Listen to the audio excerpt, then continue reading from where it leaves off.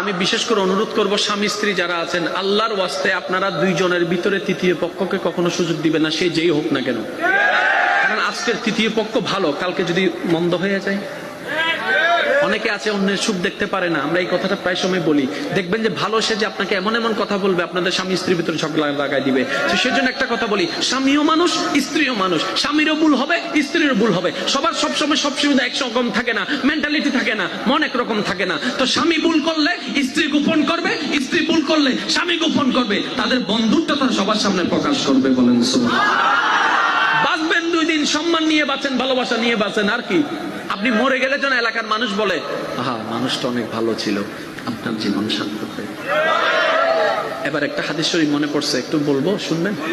আল্লাহ যে কত দয়াবান, যত গুনাহ মাফ হবে আমাদের জীবন তত সুন্দর হয়ে যাবে। কি হয়ে যাবে?